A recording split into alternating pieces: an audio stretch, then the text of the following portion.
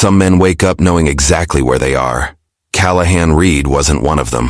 The last thing he remembered was the taste of copper in his mouth and the sand burning through his clothes.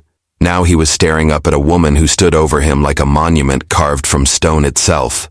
She wasn't offering water. She wasn't offering mercy. She was studying him the way a craftsman studies raw material, deciding if it's worth the effort to shape into something useful. What Callahan didn't know was that Nazone hadn't stumbled upon him by accident. She'd been searching, and what she wanted from him would force him to choose between the man he'd been and the only chance he had left to survive. 3 hours earlier, Callahan had been convinced he was going to die alone. The horse had thrown him near a dried riverbed, and by the time he'd dragged himself into the shade of a rock formation, his canteen was empty, and his vision was starting to fold in on itself. He'd made it 2 weeks through territory that locals refused to travel, convinced he could find a shortcut to the mining settlements on the other side of the canyon lands. Arrogance, his father used to say, was just another way of asking the world to teach you a lesson. The lesson arrived in the form of complete silence. No wind, no birds, just the hammer of sun on stone and the feeling that something was watching him from the ridge above. Callahan tried to stand twice. Both times his legs folded. The third time he didn't bother trying. He closed his eyes and thought about his sister's face, the way she'd looked at him when he'd told her he was leaving, like she knew he wouldn't come back. When he opened his eyes again, the woman was there. She stood 8 feet away, perfectly still, her shadow falling across his chest like a claim. She was taller than any woman he'd ever seen, with a build that suggested she could break a man in half if she decided it was necessary. Her hair fell in 2 thick braids over her shoulders, and she wore leather decorated with patterns he didn't recognize. Bone and stone hung from her neck in layers.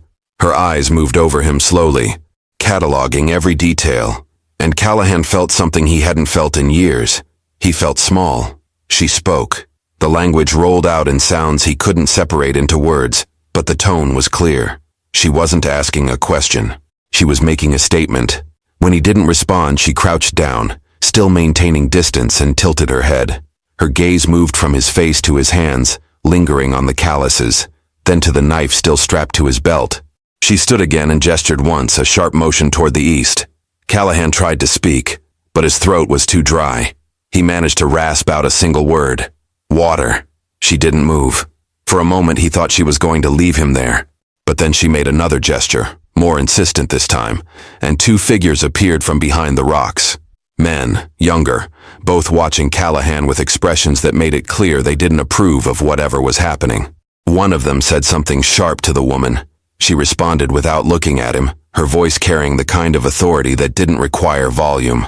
They lifted Callahan by his arms, and the world tilted sideways. He tried to keep his eyes open, tried to make sense of where they were taking him, but the heat and dehydration were dragging him down. The last thing he saw before consciousness slipped away was the woman walking ahead of them, her stride steady and certain, like someone who'd already decided how this was going to end.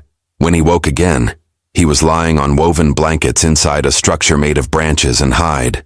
The air was cooler. Someone had given him water, and through the gap in the entrance he could see the woman sitting outside, her back straight, her hands resting on her knees. She wasn't looking at him, but Callahan had the distinct feeling that she knew the exact moment his eyes had opened, that she'd been waiting for it, and that whatever came next wasn't going to be anything like rescue. Callahan spent the first 2 days drifting in and out of awareness, his body pulling him under every time consciousness tried to surface. When he finally managed to stay awake for more than an hour, he discovered that staying alive came with conditions. The younger men who'd carried him brought food and water, but they did it with the kind of silence that made it clear he wasn't welcome. One of them, lean and sharp-eyed, would set the bowl down just outside arm's reach, forcing Callahan to crawl for it. The message was obvious. You're here because she allows it, not because we want you here.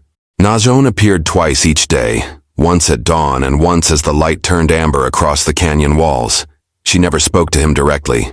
Instead, she would crouch at the entrance of the shelter, her presence filling the space, and watch him eat. The first time, Callahan tried to say something, tried to form the words "thank you," but she held up one hand, stopping him cold. The gesture wasn't harsh. It was absolute. When she was ready for him to speak, she would let him know. On the third day, Callahan was strong enough to sit up without his vision swimming. He noticed details he'd missed before. The camp was small, maybe 15 people, but it felt organized with a precision that suggested they'd moved many times before. Shelters were arranged in a loose circle, each positioned to maximize shade and line of sight. Children played near the center, their laughter quick and bright, while older women worked on tasks he couldn't identify from a distance. Everyone moved with purpose. No wasted motion, no idle hands, and everyone watched him. Not openly, but Callahan had spent enough time in places where he wasn't wanted to recognize the weight of collective judgment. These people had seen outsiders before. They knew what men like him brought with them. Trouble at best, violence at worst. The fact that Najoni had chosen to bring him here didn't erase that history. It made them more suspicious, not less. By the fourth day, Callahan could stand. He made his way outside, testing his legs, and found Najoni speaking with 3 older members of the group. They stood in a tight cluster, their voices low but animated, and when one of the men gestured sharply in Callahan's direction, Najoni's response was immediate. She didn't raise her voice. She didn't need to. Whatever she said ended the conversation completely. The others dispersed, and she turned to face Callahan with an expression that gave away nothing. She walked toward him slowly, closing the distance until she stood close enough that he could see the small scars along her forearms. The kind that came from a lifetime of work that tested skin and bone. She was taller than him by at least 3 inches, and up close, the sheer physical presence of her was even more striking. This wasn't a woman who'd been chosen to lead because of lineage or luck. She'd earned it by being stronger, smarter, and more relentless than everyone around her. She reached out and placed one hand on his shoulder, her grip firm, and spoke a single word in her language. Then she pointed toward the eastern edge of camp, where a path led up into the rocks. The meaning was clear. Walk. Prove you can. Callahan managed 10 minutes before his legs started shaking. Najoni walked beside him the entire time, matching his pace, never offering help. When he finally stopped, bracing himself against a boulder, she studied him again with that same appraising look. Then she nodded once, as if confirming something she'd already suspected. That night, Callahan lay awake listening to the sounds of the camp settling into sleep. Through the gaps in the shelter, he could see Najoni sitting by the fire, her profile outlined in orange light. She wasn't looking at him, but he knew somehow that she was thinking about him, calculating, planning, and for the first time since waking up here, Callahan realized something that made his chest tighten. She wasn't keeping him alive out of kindness. She was preparing him for something that required him to be strong enough to endure it. The confrontation came on the 6th day. Callahan was helping carry water from the spring, trying to make himself useful when the lean man who'd been bringing his meals stepped directly into his path. Up close, Callahan could see he was younger than he'd first appeared, maybe 25, with eyes that burned with something deeper than simple dislike. The man said something sharp, gesturing between Callahan and the camp, and though Callahan couldn't understand the words, the meaning was crystal clear. You don't belong here. Others gathered, forming a loose semicircle. Callahan set down the water container slowly, keeping his hands visible, every instinct telling him that one wrong move would turn this into something he couldn't walk away from. The young man moved closer, his hand resting on the knife at his belt, and spoke again, louder this time. A challenge. Najoni's voice cut through the tension like a blade. She appeared from between 2 shelters, her stride eating up the ground, and when she reached them, she positioned herself directly between Callahan and the young man. The words she spoke were measured but carried the weight of absolute authority. The young man responded, his voice rising, gesturing at Callahan with barely contained anger. Najoni let him finish. Then she placed one hand on his chest, not pushing, just marking the boundary, and spoke again. The young man's face twisted. Whatever she'd said, it wasn't what he wanted to hear. He looked past her to Callahan, and the hatred there was so pure it made Callahan's skin prickle, but he didn't cross the line Najoni had drawn. After a long moment, he spat something that sounded like a curse and walked away. The others dispersed slowly, reluctantly, leaving Callahan standing alone with Najoni. She turned to face him, and for the first time, Callahan saw something other than calculation in her expression. There was frustration there, maybe even doubt. She gestured for him to follow and led him away from the camp, up a narrow trail that wound through rock formations shaped by wind and time. They walked for 20 minutes in complete silence, climbing higher until the camp below looked small and temporary against the vastness of the land. Najoni stopped at a flat outcropping that overlooked the canyon. She stood at the edge, her arms crossed, and when she finally spoke, it was in broken fragments of his language, words she'd clearly learned from traders or travelers. Her accent was thick, the grammar rough, but the meaning came through. My people, small. She held up her hand, fingers spread, then closed 3 of them. Was many, now few. Callahan waited, understanding that this was more than she'd shared with anyone in a long time. Need strong. She touched her chest, then gestured to the camp below. Need future. Need blood that fights. She turned to look at him directly, and the intensity in her gaze made it hard to breathe. I see you in desert, dying, still fighting, still trying. She tapped her temple. Strong here. Then her chest. Strong here. The pieces started falling into place, forming a picture that Callahan hadn't wanted to see. She hadn't saved him because she was kind. She'd saved him because she needed what he represented. New strength. New possibilities. A way to keep her people from disappearing completely. The young one, Callahan said carefully. He was supposed to be chosen, wasn't he? Nazone's expression hardened. She didn't confirm it with words, but she didn't need to. The silence was answer enough. How many others wanted that honor? Callahan asked. She held up 2 fingers. 3 men who'd expected to be selected. 3 men who now saw him as someone who'd stolen what should have been theirs. Nazone moved closer, her presence filling his entire field of vision. She placed both hands on his shoulders, holding him in place, and spoke slowly, making sure he understood every word. You choose. You stay, you live. You go, you die. She released him and stepped back. I choose you. Now you choose. She walked back down the trail, leaving Callahan alone on the outcropping with a view that stretched for miles in every direction. Beautiful, merciless, and completely indifferent to whether he survived or not. Behind him, he heard footsteps. Light, deliberate. Someone had followed them up the trail, and somehow, Callahan knew it wasn't someone who wanted to see him make it back down alive. Callahan turned slowly, keeping his movements deliberate. The lean man from earlier stood 15 feet away, his hand resting on his knife, his body coiled tight with intention. Behind him, the sun was dropping toward the horizon, turning the sky copper and gold. Beautiful timing for something ugly. The man spoke, his voice steady and cold. Callahan didn't need translation. The message was in the stance, in the way he'd positioned himself between Callahan and the path down. This wasn't going to end with words. I don't want to fight you, Callahan said, knowing the man probably couldn't understand but needing to say it anyway. She made her choice. That's between you and her. The man spat to the side and drew his knife. The blade caught the light, well-maintained and sharp. This wasn't a tool. It was a weapon he knew how to use. He moved forward 3 steps, closing the distance, and Callahan's options narrowed to almost nothing. Run, and he'd get a knife in his back. Fight, and he'd likely lose. Stand still, and he'd definitely die. Callahan raised his hands, palms out, and took 1 step back toward the edge of the outcropping. The man smiled, thin and mirthless, thinking he'd cornered his prey. He moved faster, covering the ground between them, and Callahan did the only thing that made sense. He dropped low, grabbed a handful of loose rock and sand, and threw it directly into the man's face. The man jerked back, one hand coming up instinctively, and Callahan used the half-second of confusion to rush forward. He caught the man's knife arm at the wrist, twisted hard and brought his other elbow up into the man's ribs. The impact drove the air from both of them, and they went down in a tangle of limbs and dust. The knife skittered away across the stone. They rolled twice, each trying to gain position, and Callahan realized with cold certainty that the man was stronger than he looked. Faster, too. A fist connected with Callahan's jaw, snapping his head sideways, and for a moment the world went white at the edges.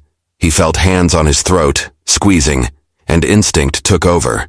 He drove his knee up hard, once, twice, until the grip loosened enough for him to break free. Callahan scrambled backward, gasping, and saw the man reaching for the knife. Without thinking, Callahan kicked it over the edge of the outcropping.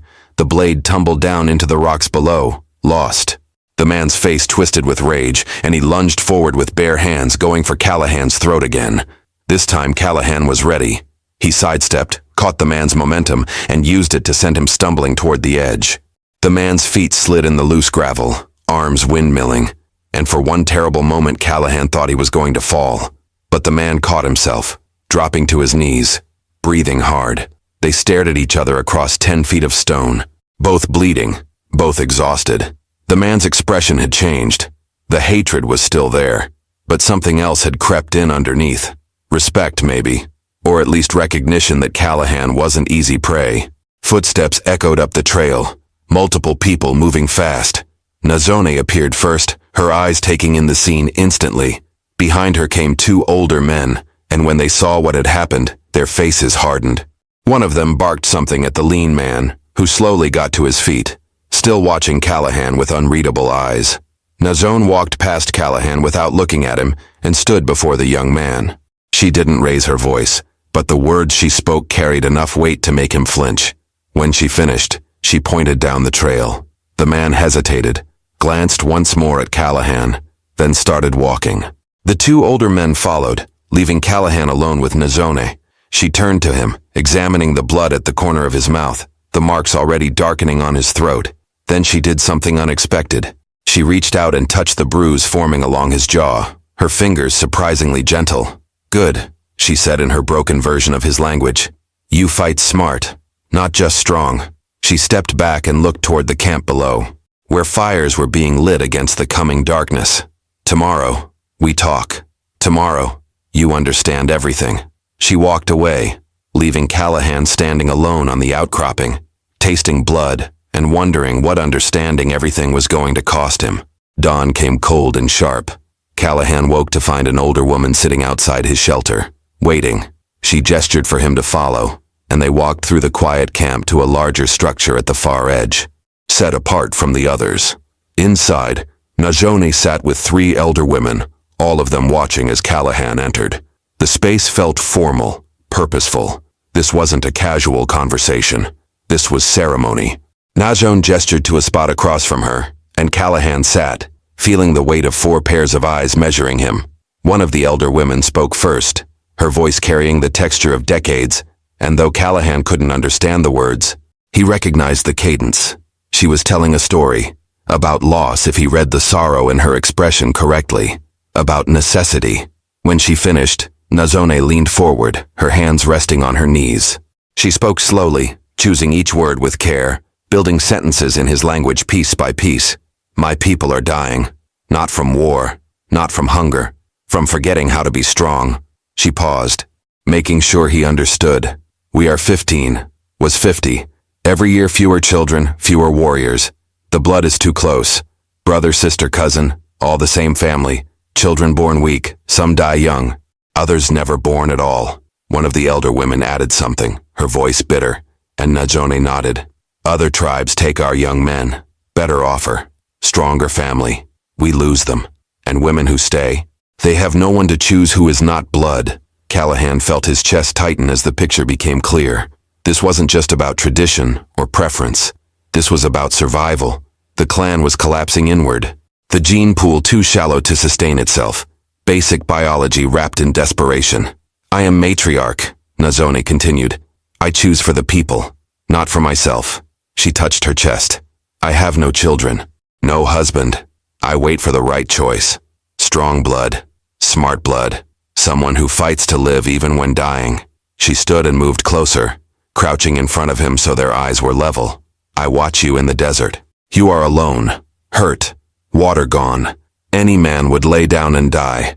But you keep trying. You drag yourself into shade. You protect your knife even when you can barely move. This tells me what you are inside." Callahan's mouth went dry. "You want me to father your children, not just mine." Nazone gestured to the elder women. "We have 4 women of age, strong, healthy, no husband. They need children, or their line ends. I need you to give our people a future that does not die with us." The words hung in the air between them, enormous and impossible. Callahan tried to process what she was asking. Not just one child, not just with her. She was asking him to become the cornerstone of an entire generation, to tie himself to this place, these people, permanently. "And if I refuse?" Nazone's expression didn't change. "Then you leave with food and water. We point you to the nearest settlement. 3 days walk. You go back to your life." She paused. "But you should know the young man yesterday. He is not the only one who thinks my choice is wrong. If you stay and say no, They will see weakness. They will see insult. And I cannot protect you from what happens then. One of the elder women spoke, her tone gentle despite the harsh reality of her words. Nazone translated, "She says you have until tomorrow's dawn. She says choose with your mind and your heart. Both must agree, or you will regret it." Nazone stood, placing one hand briefly on his shoulder. The gesture felt different now, less like evaluation, more like hope. "Come, I show you something."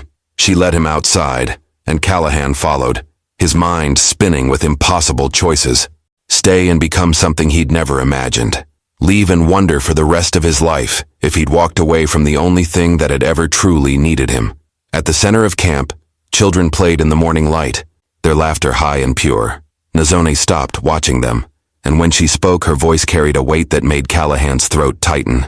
"That sound dies with us if you go. No children, no laughter, no future, just old people waiting to become dust." She turned to look at him. "You think about that. You decide if their silence is worth your freedom." She walked away, leaving Callahan standing there, watching children who might be the last generation, listening to laughter that might be the last echo of something about to disappear forever. Callahan spent the day walking the edges of camp, thinking. Every path his mind took led back to the same impossible junction. Stay and become something unrecognizable. Leave and carry the weight of what he'd refused for the rest of his life. Neither option felt like freedom. Both felt like different types of cage. He thought about his sister, the way she'd looked at him when he'd told her he was leaving to find something worth doing. He'd spent 3 years drifting from one mining camp to another, one failed venture after another, looking for purpose in places that had none to offer. And now he'd found it in the last place he'd ever expected, in the eyes of a woman who saw him not as a drifter or a failure, but as someone worth building a future around. As the sun dropped lower, Callahan found himself near the spring where water pooled in a natural basin carved from stone. Nazone was there, alone, refilling containers. She glanced up when he approached but didn't stop working. For a long moment, neither of them spoke. Then Callahan sat down on a flat rock nearby, watching the way the fading light caught the water. "Can I ask you something?" he said. Nazone nodded, setting down the container she'd been filling. "Why didn't you choose one of your own people? Someone who already knows your ways. Someone who speaks your language?" She considered the question, her hands resting on her knees. "I did choose. 3 times. 3 men I thought were strong enough, smart enough." She paused and something like pain crossed her face. First one, he was proud. Thought being chosen meant he was better than others. Treated women like they should be grateful. I sent him away. The second, weak inside. Strong body, weak spirit. When times were hard, he blamed others. Blamed me. Said I was the reason the people were dying. She looked directly at Callahan. A man who cannot carry his own weight will crush everyone around him. And the third? Najon's jaw tightened. He loved me. Real love. But he could not separate love from duty. Every choice became about what would make me happy, not what would keep the people alive. Love like that is dangerous. It makes you blind. Callahan absorbed this, understanding what she wasn't saying. She needed someone who could see her as a partner in survival, not as a prize or a burden or a deity. Someone who would make hard choices based on logic and necessity, not emotion. "You don't know me," Callahan said quietly. "I could be any of those things. I watched you die," Najone replied, "and you would not stop fighting, even when your body had nothing left. Your mind kept searching for ways to survive. That is not pride. That is not weakness. That is the thing that keeps people alive when everything else fails." She stood and walked closer, until she was standing directly in front of him. Up close, Callahan could see the lines at the corners of her eyes, the silver beginning to thread through her dark hair. She was maybe 5 years older than him, and every year showed in the set of her shoulders, the straightness of her spine. She'd carried her people through things he couldn't imagine. "You are afraid," she said. Not a question, a statement.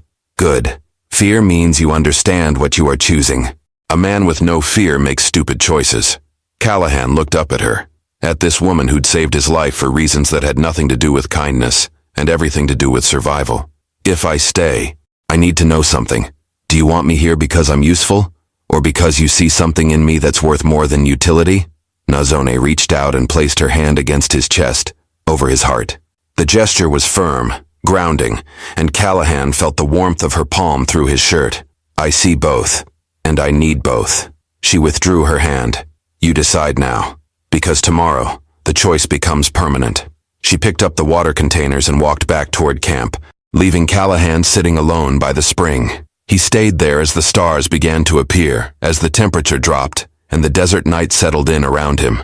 He thought about his sister's face, about the children's laughter, about the way Najone had touched his chest, not like she was claiming him, but like she was asking him to choose himself. When he finally stood and walked back toward camp, he knew what his answer would be. The question now was whether he had the courage to say it out loud. Callahan found Najone at first light, standing at the eastern edge of camp watching the sun break over the canyon rim. She didn't turn when he approached, but he saw her shoulders shift slightly, acknowledging his presence. He stood beside her, close enough that their arms almost touched, and waited for his heartbeat to steady before speaking. I'll stay, he said. I'll do what you're asking. Najone was quiet for a long moment, and when she finally looked at him, her expression was unreadable. Then she nodded once, a gesture that seemed to carry the weight of everything that would follow. Good. Now the hard part begins. She led him to the center of camp where the entire group had gathered, forming a loose circle. The elder women stood together, their faces solemn. The young man who'd fought Callahan on the outcropping was there too, his expression carefully neutral. Najone stepped into the center of the circle, and when she spoke, her voice carried to everyone present. Callahan couldn't understand the words, but he recognized the formality of what was happening. This was an announcement, a declaration. When she finished, she extended her hand toward Callahan, inviting him to step forward. He moved into the center beside her, feeling the weight of every eye on him. And Najone placed her hand on his shoulder, a gesture that seemed to mark him as something other than outsider. The response from the group was mixed. Some of the elder women nodded, approval clear in their faces. A few of the younger men looked away, their disapproval obvious but contained. The children watched with curiosity, whispering to each other, and the lean man who'd challenged him met Callahan's eyes with an expression that wasn't quite acceptance, but wasn't pure hatred either, something closer to resignation. One of the elder women stepped forward and spoke directly to Callahan, her tone formal but not unkind. Najone translated. She says you will learn our ways, our language, our skills. You will earn your place here, not just by blood but by effort. She says this is the only way the people will accept you fully. Callahan nodded. I understand, the elder woman continued, and Najone's translation became more serious. You will be taught by different members of the group, how to track, how to read the land, how to move without being seen. These things keep us alive. If you cannot learn, you cannot stay. I'll learn, Callahan said, directing his words to the elder woman even though she couldn't understand him. Najone translated, and the woman studied him for a long moment before nodding. The circle began to break up, people returning to their tasks, and Callahan felt the shift in atmosphere. He was no longer a stranger being tolerated. He was something else now. A candidate. Someone who had to prove himself worthy of the choice that had been made. The lean man approached, stopping a few feet away. He looked at Callahan for a long moment, then spoke in halting, broken fragments of Callahan's language. You fight good, but fight is easy. Living here is hard.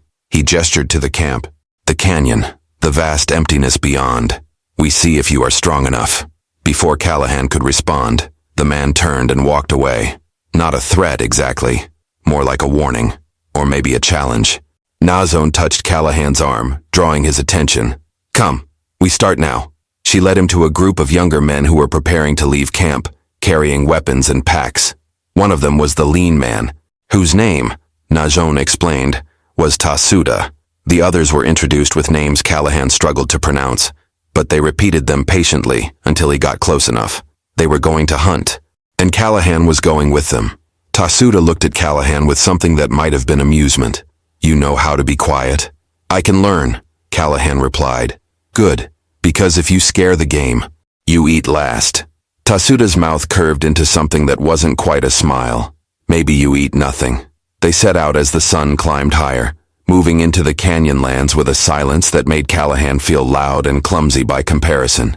Every step he took seemed to announce his presence. Every breath felt too harsh. But the men around him didn't mock him for it. They simply moved ahead, showing by example what quiet actually meant.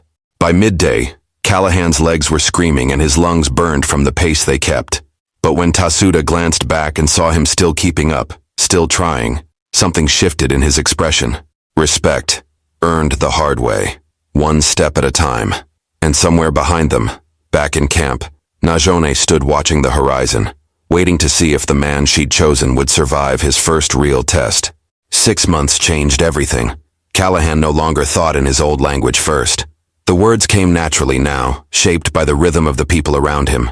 His hands had learned to read tracks in dust, to set snares that actually caught game, to repair tools with materials pulled from the canyon itself. The sun had darkened his skin, and the work had changed his body, stripping away softness and replacing it with the kind of lean strength that came from necessity. He sat with Tasuda near the fire, both of them working leather in comfortable silence. The tension between them had burned away during a hunt 3 months back, when Callahan had pulled Tasuda back from a ledge that was giving way beneath his feet. After that, the challenges had stopped, not because Tasuda liked him exactly, but because he'd proven the thing that mattered most. He was willing to risk himself for the group. Nazone approached from across the camp, and Callahan felt his pulse quicken the way it always did when she was near. That hadn't changed. If anything, it had intensified. She'd kept a careful distance during the first months, letting him integrate without the pressure of intimacy. But in the past few weeks, something had shifted. She'd started sitting closer during meals, finding reasons to work beside him, touching his arm when she spoke, her hand lingering just a moment longer than necessary. She crouched beside him now, watching his hands move over the leather. "You do it like you were born doing it," she said. "I had good teachers," Callahan replied. He glanced at Tasuda, who nodded slightly, acknowledging the compliment. Najone's expression grew serious. "Walk with me." They moved away from the fire, toward the edge of camp where the canyon opened into darkness and stars. Najone stopped and turned to face him, and even in the low light, Callahan could see something different in her eyes, something that made his breath catch. "It is time," she said simply. Callahan understood immediately. This was the moment everything had been building toward, the real beginning of what she'd asked him to do. He reached out and took her hand, feeling the strength in her fingers, the calluses that matched his own now. "Are you certain?" he asked. "About me. About this." Najone stepped closer, closing the distance between them until he could feel the heat of her body. "I was certain the day I found you dying and still fighting. Everything since then has only proven I was right." She placed her free hand against his chest, over his heart. "You are one of us now. Not because I chose you, because you chose us." 3 months later, Callahan stood at the center of camp, with his hand resting on Najone's shoulder as she announced what everyone had been waiting to hear. She was carrying his child. The elder women smiled, genuine joy breaking through their usual reserve. Tasuda clasped Callahan's arm in approval, and the children, those beautiful loud children whose laughter Najone had asked him to save, crowded around with questions and excitement. But it wasn't just Najone.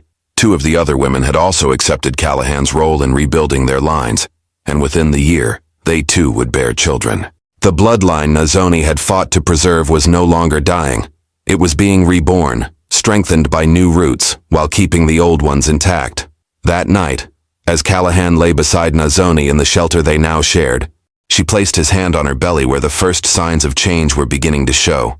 "You gave up everything to be here," she said quietly.